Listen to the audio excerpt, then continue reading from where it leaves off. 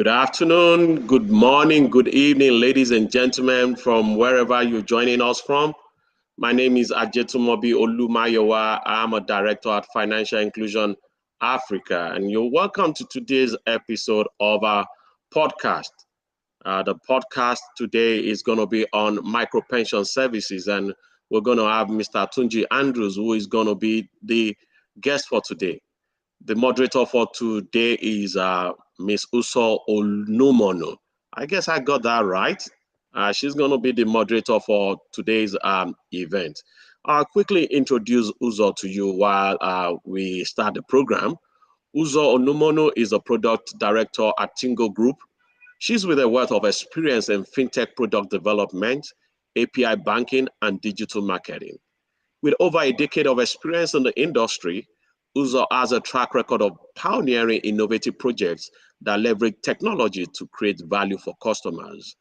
Uzo joined Tingo Group in February 2023 as a product director. Here, she's responsible for developing and launching innovative fintech products and other technology solutions for the group.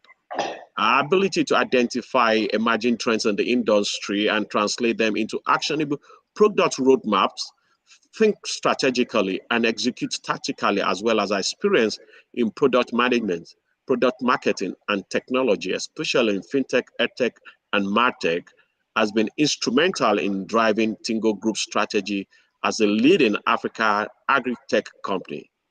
In addition to our primary job function, Uzo loves to volunteer, listen to music, and hang out with friends.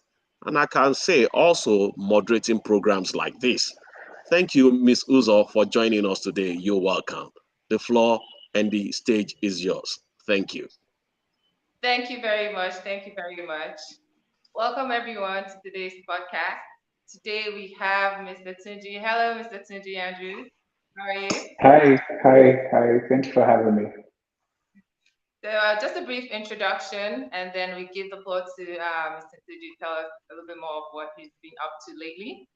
So Tunji is a highly skilled economist, entrepreneur, and committed financial inclusion advocate on a mission to create dedicated financial offerings for Africa's underserved informal sector.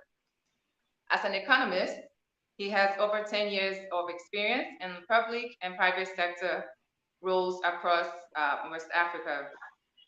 A renowned media personality, Tunji has anchored shows on the big screen and on radio, dishing out expert advice about financial planning and economic policy. In January 2021, Tunji decided to put his words into action by creating a WABA. I hope I said that right. A WABA. A We'll get to one-stop. that. We'll get to that. Okay. A one-stop microfinancial services hub for Africa's informal workforce. So, Mr. Tunji, welcome to today's podcast. Tell us a little bit about yourself. So thank you very much for having me, by the way. I really appreciate this. So my name is Tunji Andrews. I'm probably one of the only people in the world that doesn't like hearing those speeches that are said before you come on. But yeah, I lead the team at Awaba, an economist, Nigerian. Uh, uh, I have a small passion for inclusive finance. I totally believe in it. I totally believe in its ability to be able to change um, the trajectory of Africa. And it's really what my life's purpose is pretty much tied around. Okay, nice. Um, so what inspired you to start a fintech company? Because since like were you in the media, um, but then thinking, okay, I know you're so passionate about this institution, but what really inspired you to go and just take up that responsibility and role? So I think, and so I say this story a lot. Sometime around 2009, I sat through a lecture on financial inclusion. That was when, right around the time the Central Bank of Nigeria had first, embarked on this financial inclusion conversation. And, it made so much sense to me. I mean, I felt like I discovered fire. I was like so excited. This is the final thing to change the world.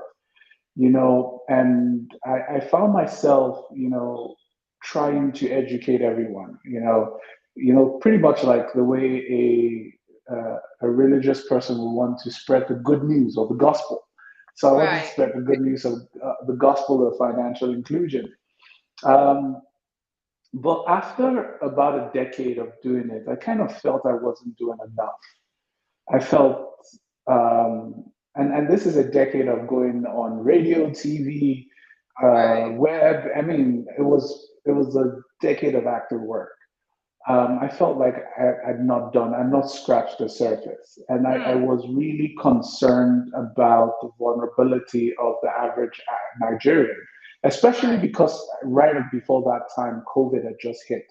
So I was thinking about how we could create sustainable households for Nigerians. And I was thinking, the first thought that came to my mind was loans. And I thought, yeah, loans are great, but we're talking sustainability here. How do they become resilient to things like this?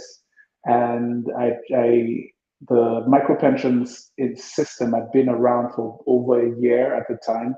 And I was like, this is the product. Let's take it to the people. And yeah, pretty much an extension of my financial inclusion journey. That's amazing. That's super amazing. Just from listening to you, we can see that micropension, it's like an innovative concept. So, can you tell us about, oh, you said Awaba, or you feel free to correct me. All right, so it is our bar. So Awaba. Okay. like our cash, our money, our Oh, I dough. get it now. I Oh, know that right. always happens. Oh my gosh. Okay. Okay, I get it now. Oh, our Yes, bar. Aha. yes. Okay. So our money, our dough, our bar. Got it. Yes, yes, yes. Okay. Can you explain the our bar platform, how All it right, works, so and also addressing the savings and retirement saving needs of underserved population? one of the things we thought about really is we wanted to create a model financial institution for gig workers. And when I say model financial institution, we didn't want to cap it around the traditional means of, you know, you know, financially including the everyday gig worker.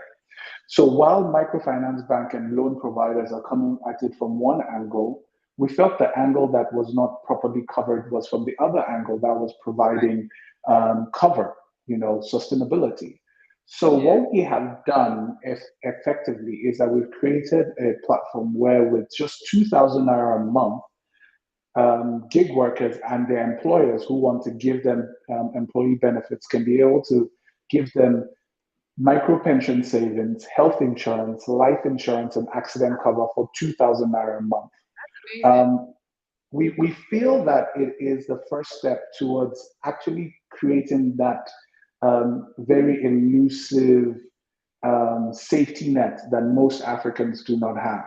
And by doing this, you are able to plan for the future in one single payment, plan for the future with pensions, take care of yourself today with health insurance, cover your family just in case something happens to you, there's life insurance, and then accident cover just when you're out there trying to, hustle for your 2K.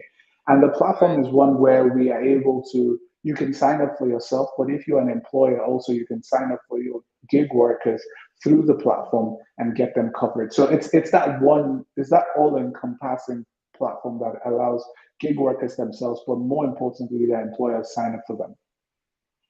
That's amazing. That's really amazing. Just hearing about this, I'm like, wow.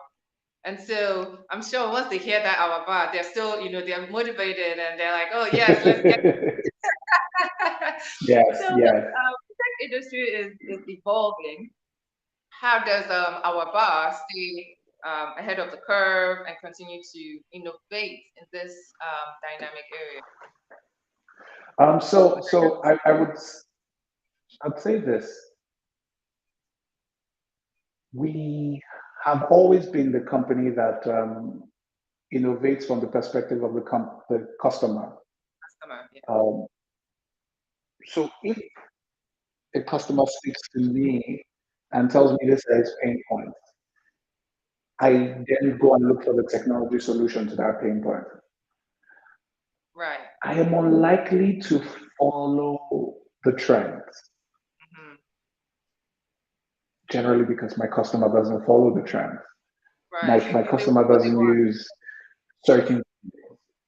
My customer, for instance, recently we just deployed our services on POS terminals. Why? Because my customer uses POS terminals. It's not very high tech. It's not very AI. It's not very crypto, but that's what Right. my customer uses. Them at the point of So their exactly, my innovation is really tied around what my customer wants, nothing else. and that's excellent because make your customer happy and they have their bar. See, I'm just going to keep throwing that in. I just love it.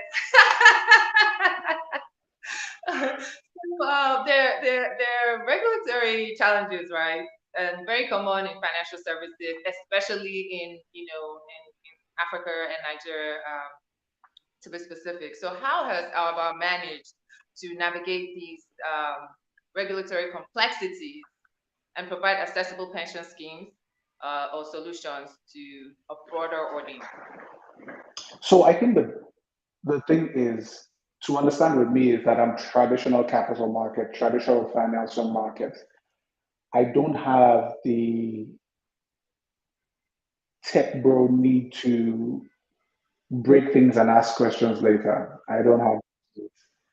I am very dobale regulator. Good afternoon, sir. I am very traditional at heart. You know, um, Tunji being my first name is not a mistake. If you know the Yoruba, having Yoruba is very respectful. So I tend to follow the spirit of whatever the regulator says. The regulator says don't go here, we don't go there. Yeah. The regulator says wait, I wait. Mm, I just basically follow the regulator. And if the banks and the big financial institutions have been able to live with the regulators and do business and succeed, I think we can also do the same thing. The regulator is there for a purpose to be able to make sure there's safety within it. So we just basically follow the rhythm. So I've never looked at the regulator as a problem. I've never looked at the regulator as a problem. I've always looked at it from the perspective of they must be thinking about something to do it this way. So our job is to make sure that we are there for the innovation to be able to do it differently. right. Absolutely. And so you walk around it. That's great. That's great. Um, Technology plays a crucial role, even though you downplayed it. It does play a crucial role, right, in delivering fintech solutions, right? So, could you just dive in a little bit into the technology infrastructure that powers Awaba's micro pension platform Mm. and how So it is? I'm not going to download. I'm not going to downplay the role of technology. Yeah, Um, Technology is everything we do. Even yeah. over the POS terminals, it's technology that allows it work. Right. Um, so what we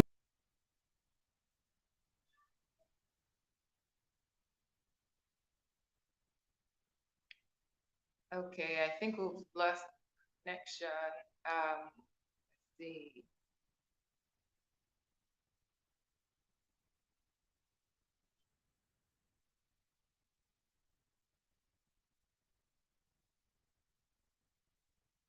Hi, everyone. Just bear with us for a little bit while Mr. Tunji gets back online.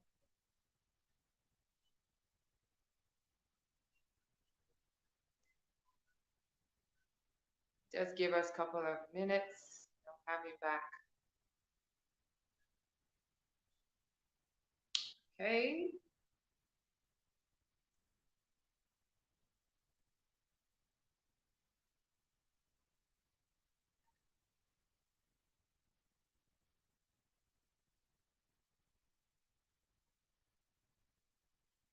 Just hang in there.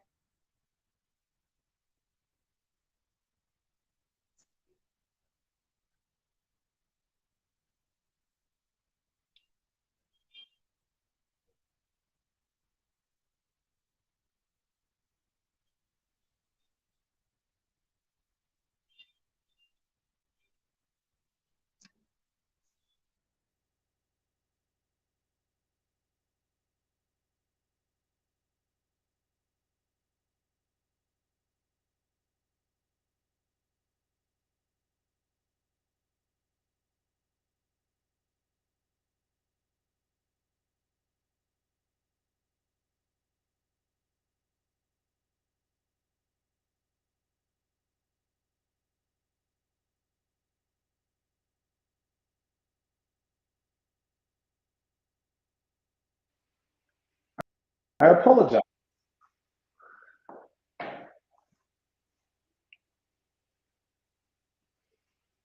Hello? Can you hear me?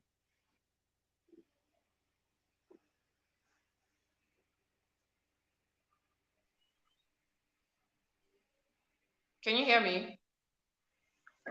Yes, I can now. Okay, great. So we So were I was saying about technology. Um, so what we've done is pretty much ride on the backs of giants. mm, We realized that what we wanted to do was way bigger than our capacity.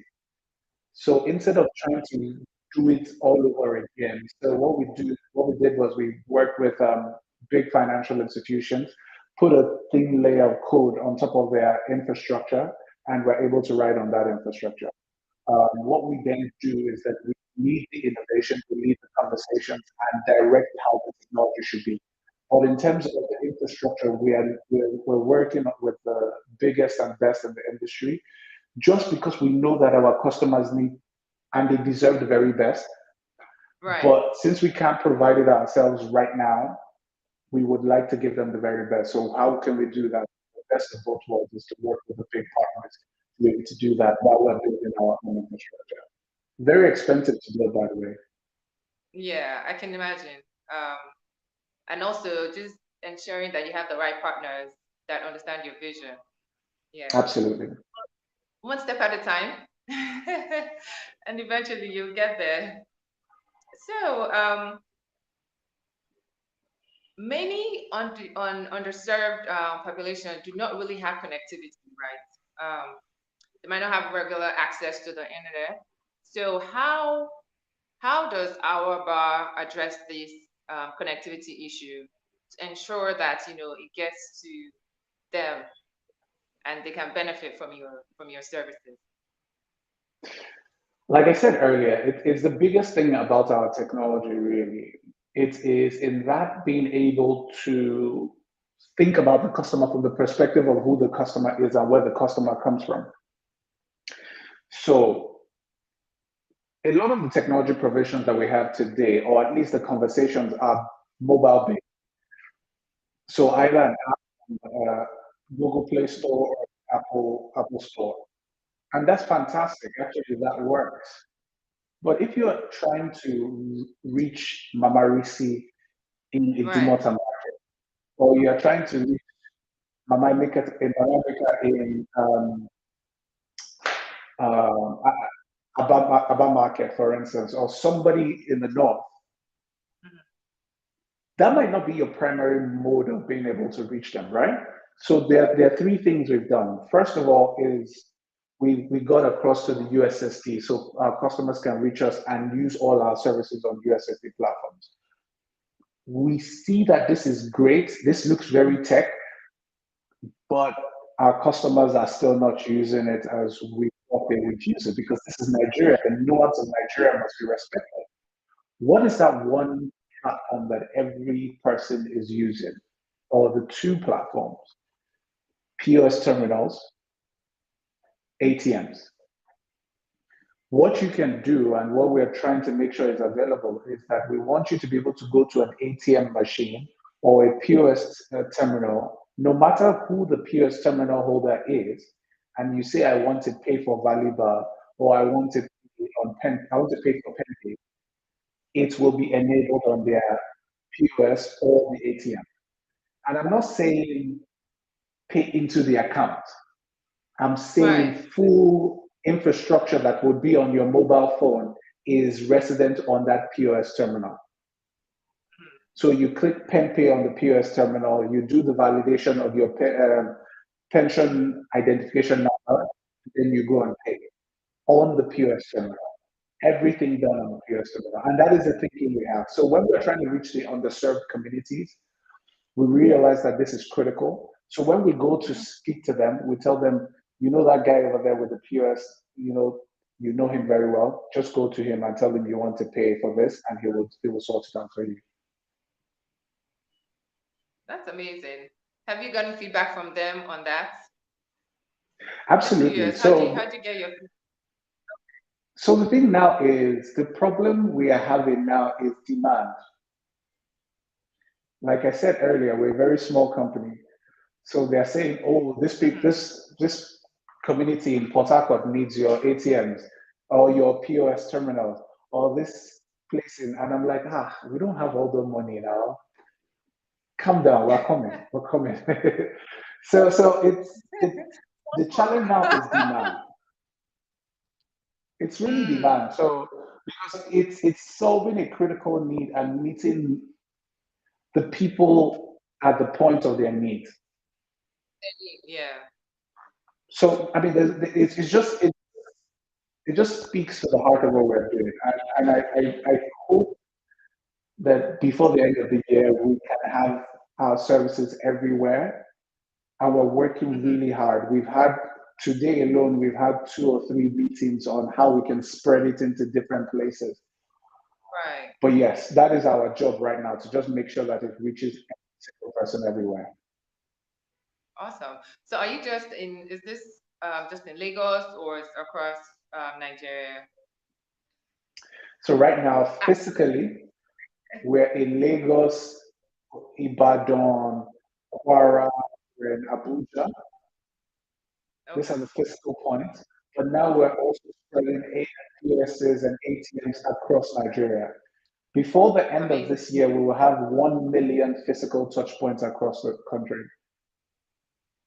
That's amazing. Just irrespective of the POS operator that you're using, PenPay will be enabled on it. That's amazing. We need a round of applause for that. It's always every company's dream to have demand, more than supply. Then you know for sure that yes, you are solving a critical problem. So congratulations to that impact. And I was going to wait to the end, but I'm just too curious to find out, how do you feel knowing that, oh my gosh, right? Just this thought has just exploded, and I feel humbled by it. I'm one person that believes that all these people that kind of feel like they aspire to Maguire, they feel, oh, I just sat down and I had this real vision, and I said to myself, I'm going to go and change this. I'm not one of those people. I actually believe that this thing that we're doing will have been done regardless of us. We just happen to be lucky to the ones that have used us the confidence to do it. And seeing that it's actually meeting real life test cases really is humbling. It just makes you feel really proud that you're doing something good. So, and you never take it for granted, because you realize that the minute you start getting big-headed, the universe just moves to replace you, because the universe needs this job done. So yeah, it's a really humbling thing. That's great. financial inclusion, right, is a significant goal for many fintech companies coming up now. Um, how does you know what I'm about to say that word? I'm like, oh, I have to get it right. How does our bar contribute to enhancing financial inclusion, particularly in the context of retirement planning? Are there any education systems set up? How, because these are underserved, right? Are they Yeah. what's the word? Do they even know what this is about and Mm. how you're trying to make their lives better? So we know that it is a long journey. We've only just started. We've not even scratched the surface yet. But last year, we were awarded the most inclusive financial product by the Central Bank of Nigeria. That was another Okay. humbling moment for us because when you're being nominated with like some big name and you only showed up because you felt you were going to go back and say, "Oh, we were nominated with all these big guys and we won." It just kind of says you're doing something, but it's a bit unreal. Now, in context Mm. where we're going to and how we're thinking about it is that we want the story of the average Nigerian to change as relation is in relation to their finances. We want to be able to be the graduation at financial service provider. So think about it this way. I would like my customers to use me to the point where they feel, oh, we're too good to use you now. And then we say, oh, thank you very much. You've graduated. See you in the future.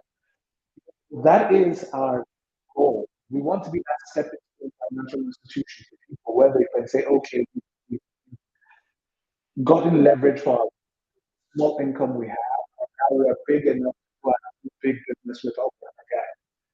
So every way we think about it, and every way we craft our messaging, and every way we do our activations, because we do activations a lot. We go into the local areas, do the song and dance, let them know, hey, we have come, or come and learn about this thing. It always spurs the thinking of what we do because we all think about it from the perspective that we must always reach the customer. And I'll say this again: we are not the company that thinks about financial inclusion, that we're coming to save people. This is a customer, right? And they are the most important variable in the equation. So we treat them Yes. with the utmost care. My team knows you can't disrespect the customer. If the Cannot. mama receives from Never. Idumota call she calls and she's having a complaint because of service, everything stops. We must handle and make sure mama is fine. Mhm. That has also changed the narrative in how we relate with our customers because our customers tend to feel from the perspective that these people actually really care about me. So it's not that Yeah. they're doing me a favor. So when Mama Risi, she can brag to someone in her neighborhood that, I'm using the service. I said that, somebody treated me badly and they said, oh, they were going to give me 1 month free subscription. Mama Risi is ecstatic. She's going to go tell people about it. That is the way I feel financial inclusion should be. We have so long looked at it from the Right. perspective that we're trying to save people. And really, what it is that the world has given us a job to actually include more people into this fantastic thing that we call financial services. It's more a calling than it is a job. So Mm-hmm. we must treat it that way. And it just shows. If you really care about your customers, it will show and they will know. Yeah. Yeah.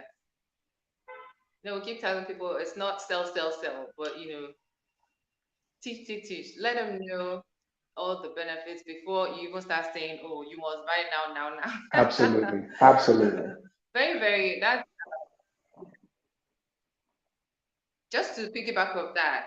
Have you Can you share any real life examples of feedback from customers highlighting like the positive impact of the I services think the on funniest them, story lives of is a individuals? customer who called back. Please tell me. So the person at that point, we our value of our product was 1,500 naira. So the customer had gone I think to we're losing you the for a bit. pharmacy. Sorry?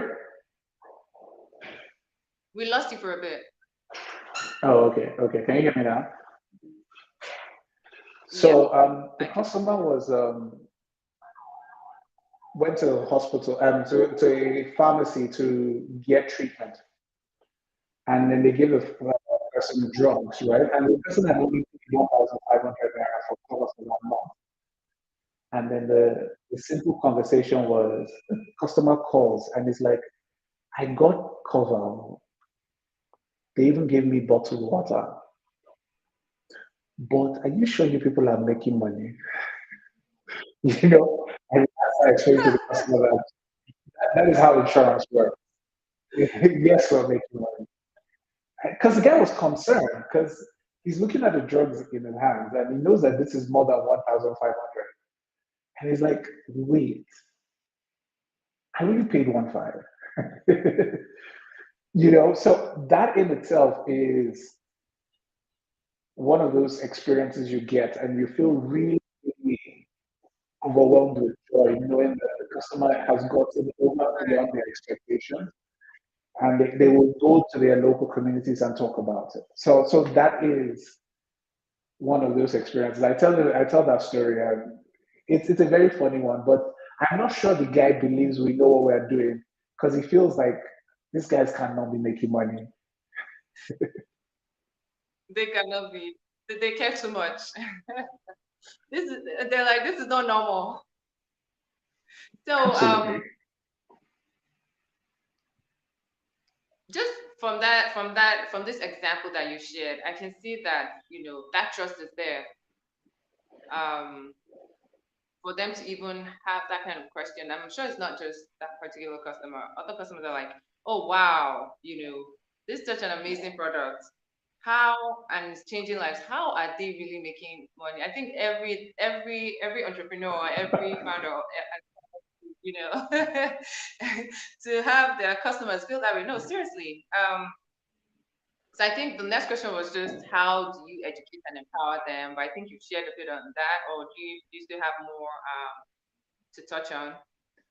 No, no, no. So I think that we can share how we make money.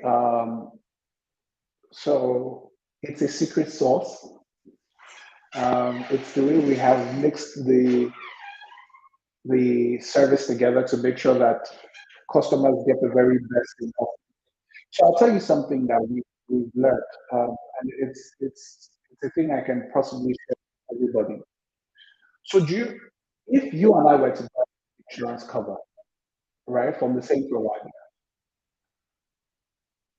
what you would not see is that while I don't have a need to be pregnant and have children, my cover will still carry ability for me to have, go through antenatal and delivery and all those many things.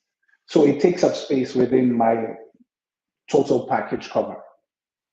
And that is the way insurance works. It basically is that system that gives you. Okay, I just multiplied many times. Are you there, Uzo?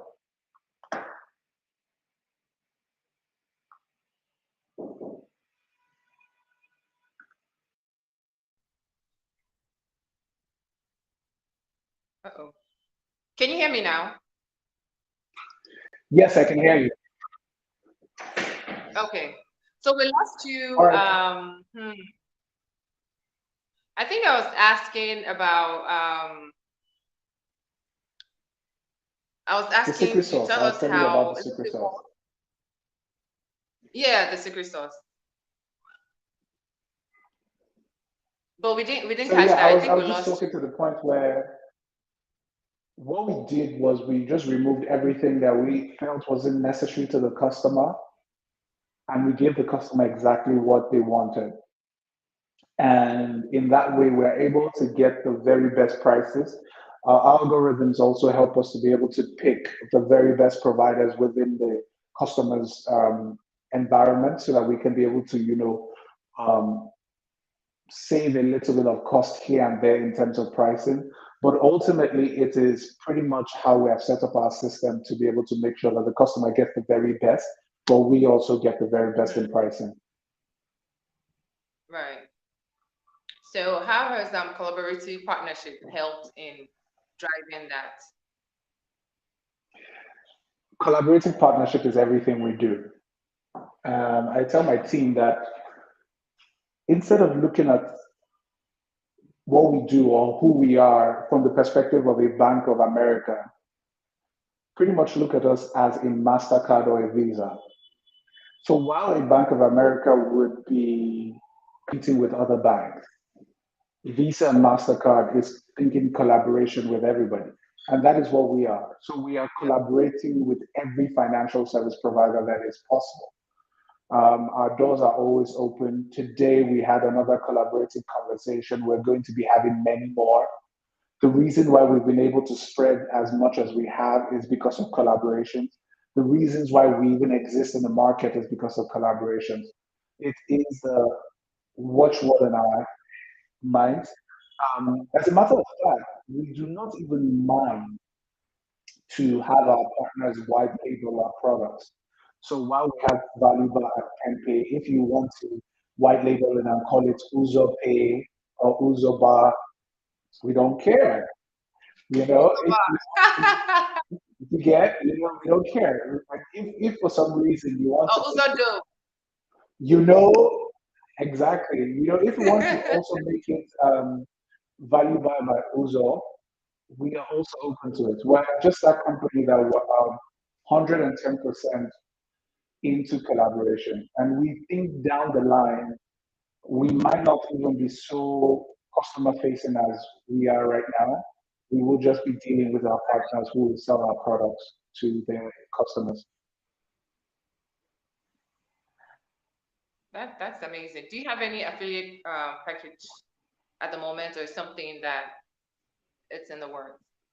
No, no, no, we You already do. do. Nice. So right now we have agents across the country, and we're looking to have more. As a matter of fact, Mm, the fantastic thing about our agents really is that the goal is to be able to equip them with POS terminals for free. right. Um, Really? the, the That's why terms your and customer keeps conditions asking you, are, how do you make money? yes, the terms and conditions are there, but we need to build an infrastructure. We need to build a tech and a human infrastructure. And we realize that the ability Right. to be able to get there is not one where we have to charge our way to get to there. If you understand me, we need to be able to build it collaboratively. So even the partners that are agents, we don't see them as the way you said it, they're affiliates. We see them as partners. They Right. are their own entity, their own company, and we are asking them to come and partner with us. So in that relationship, how can we make it easy for you? So we are able to go find you POSs that you will be able to acquire free of charge, and we both make money. I've lost you there. Can you hear Oh, me? yeah, I can hear you. Okay. Okay, great. So, what does the future hold for our Bar Micro pension services? Are there any upcoming features, expansions, developments that our listeners, should be excited about?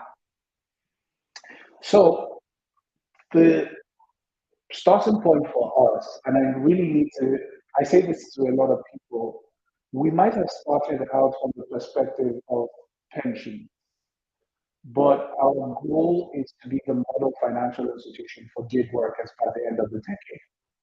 And I'm not just saying model financial institution from the African perspective, I'm saying model financial institution from a global perspective. Our thinking is that financial service provision for gig workers is can be better.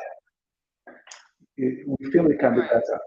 And our goal is to evolve that. So right now we're creating sustainability. We want to be able to help them build proper credit scoring. We want to help them, get low interest loans because right now a lot of the loans that you find in the market are high interest. The reason is because you do not have proper KYC, proper identity.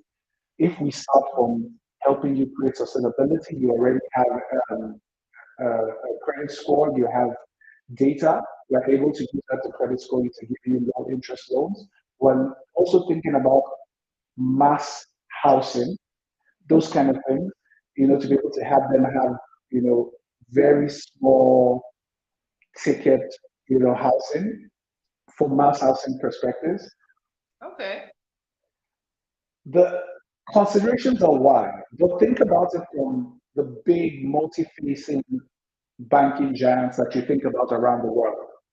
Think about one that is targeted and focused on gig workers, the mass market. That is the eventual goal for our bar.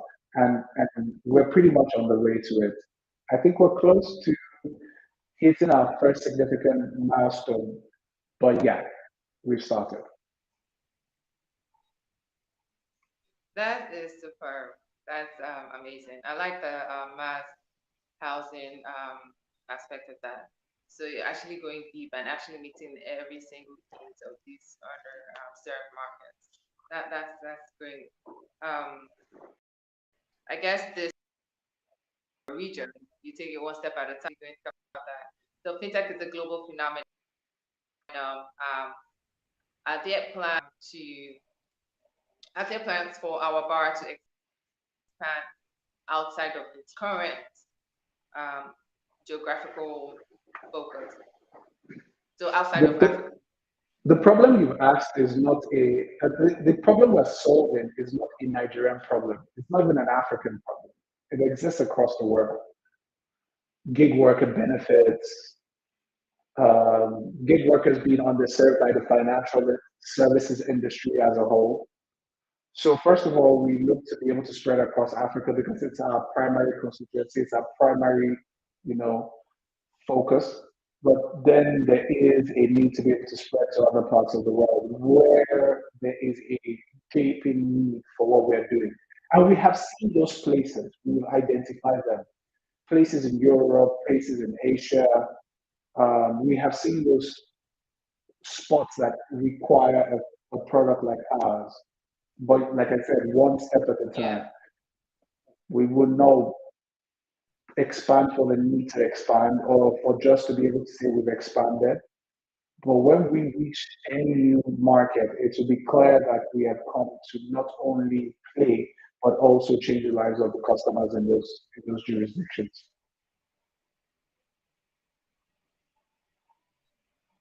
Absolutely. That's actually exciting. Who knows? Maybe by 4 we might Who knows? see our bar in Asia. Can you hear me? Okay. Did you hear me? I don't know. I think lost connection for a bit. Hi Tunji, can you hear me? Oh, I think we've lost you for let's see.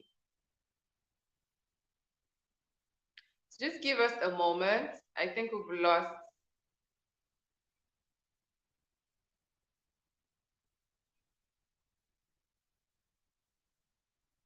Let's give us a moment. I'll try and get him back on.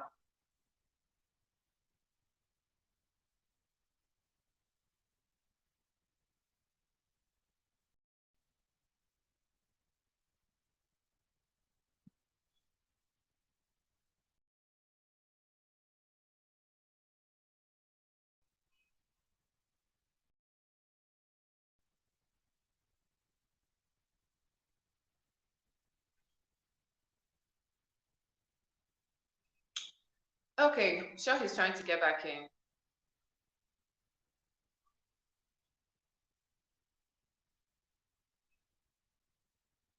Just stay with us. He'll be back in a minute.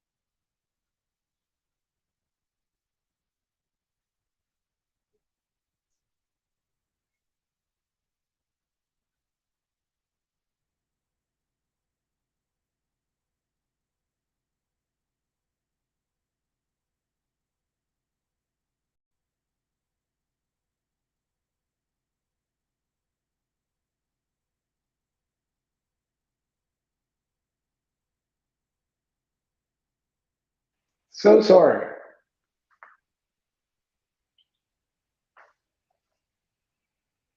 So sorry. Okay, can you hear me I can now? hear you. Okay, great. Yes. So Okay. sorry about that. Welcome back. I'll just try and wrap it up. Um, I think you were speaking about expansion. Yes, yes. Yes. And I Yes. So, said, like I who said, knows, who knows? 2024, We could be dead in another year. Yes. and we'll be right here cheering you on. As the CEO, what leadership insights have you gained from building and growing a fintech startup that focuses on social impact? Can you share with our listeners today? Um, I think the biggest lesson I have learned, and it's very nuanced to my journey, is that I don't know how to say this without overtly sounding mystical, but it was never about you to begin with. Mm-hmm. Once you realize that everything becomes easy, you don't take the failures to heart, and Right. you don't let the successes get to your head. When there are decisions to be made, you make them from the perspective of you are a custodian of this vision that you've been Assignment. given. Once you realize, and this is the most difficult thing for any founder, any startup founder, because you so much internalize everything about the business into you. So you see every failure as your personal failure. You see every no as them telling you no and not the business no. And if you realize that it is much more than you, and there is a factor that has created this vision for you, then you realize that the provision for the business is outside of you. It was never within you to begin with. Right. The insights to be able to get to the next level is outside of you. The the connections to get to the next level has always been outside of you. So it helps you to Right. be able to live and look at every single step from a dispassionate perspective, because you realize that while you might be the custodian, you are not entirely the author and the finisher of this particular conversation. So if I were to start again, I would do this. It will help me to, because one of the things that I think was the biggest thing that hit me at the beginning was when I felt people who I thought were friends, turned us down from an investment perspective. I didn't look at it. I didn't look at it from the perspective of they said no to the business. I looked at it as they said no to me, and I took it to heart at first. And I started to grow out of that to realize that it was a business decision. They felt they had invested in a business that they felt could compete with what I'm doing right now, and ultimately they see that no, it couldn't. But the point still is that they were not saying no to me, they were saying no to the business prospect. And if I'd always just Yeah. looked at it from the perspective of that this thing has a vision, it's going somewhere, I wasn't the one that created the vision to begin with, then I might have taken it Right. a bit better. So what would you advise, just based on what you just said now, what would you advise aspiring entrepreneurs or everyone trying, because I know in this fintech space you have a lot of people trying to everywhere you look, every young everyone's trying to get into this fintech space, and sometimes they see founders or entrepreneurs pushing and they think it's easy. Um, just based on what you just said now about friends not being able to invest or family, what advice would you give maybe the young um, graduating class of 2023 or 2024 aspiring to be a fintech founder or an entrepreneur? I'll say go for it. There's nobody that can tell you not to do it, right? But I would put the caveat, and this is a very important caveat. You better be clear you know what you're doing, because there will be a million and one tests along the way. There will be tests of capital, there will be tests of Mm-hmm. skill, there will be tests of human resource, there will be tests of competition, there will be tests of regulation, there will be, I mean, all these different tests I have spoken about are all different, and each and every one of them can kill you individually. But guess what? They Right, will all come at you together, and you will have to be dealing with each and every one of them, but you will still have to put up a smile.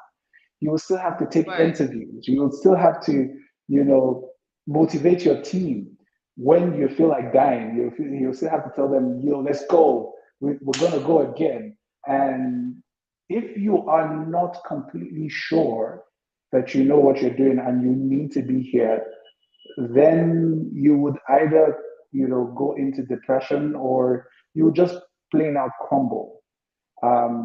There are times when, and I yeah, know that this is something that happens to most founders, where you wake up in cold sweats in the middle of the night because there's like a billion and one things to do.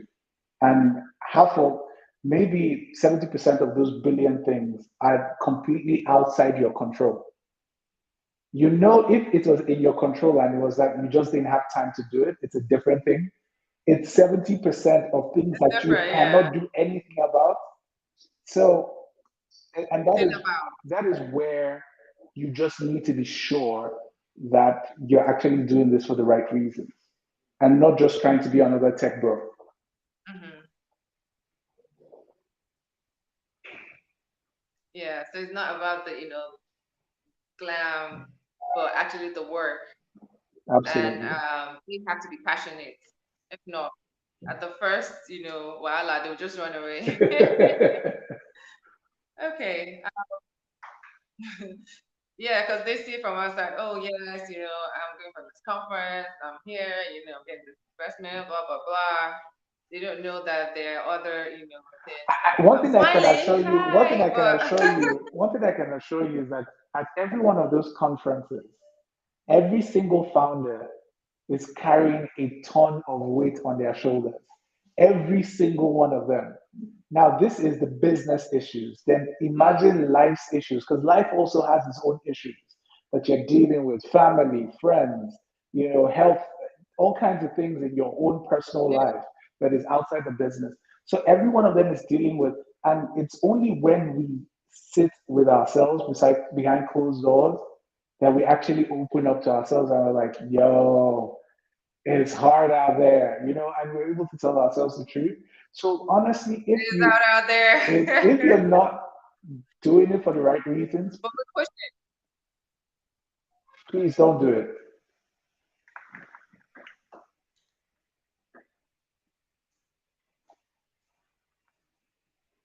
Okay, I think we lost you for a minute, Oh, okay, but can you okay. hear me? Yeah, I can hear you. I can hear you. Okay, okay, great. It's hard out there, but we're pushing. We just have to keep pushing.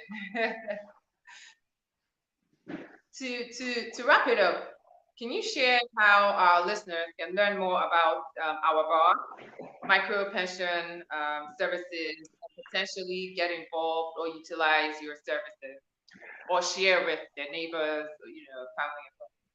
So you can go to www.awabang.com, awabahng.com, or you could go to the Google or the Apple Play Store and download Awaba.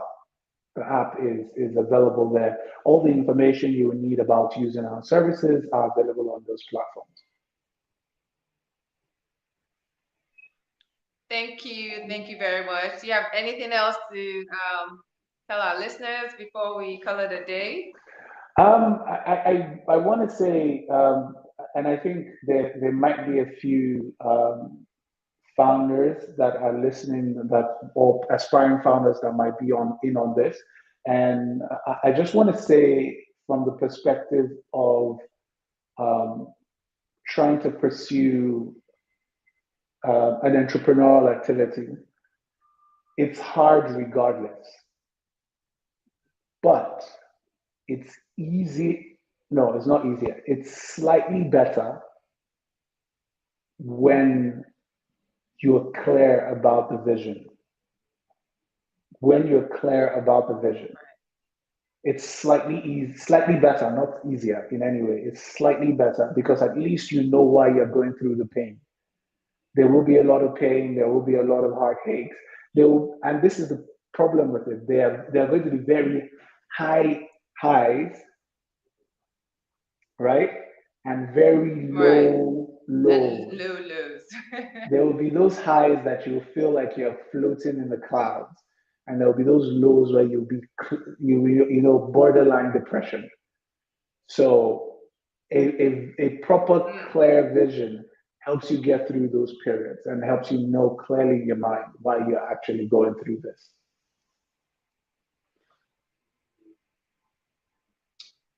Thank you very much. Super excited about this, and good luck with all your endeavors. And I will spread the word. And our listeners out there, please go to the Apple Store and download the app, and also spread the word. Okay. And when you see him outside, just give him a thumbs up. All right. Thanks, everyone. Thank you, Thank you very Tunji. much for having me. Okay.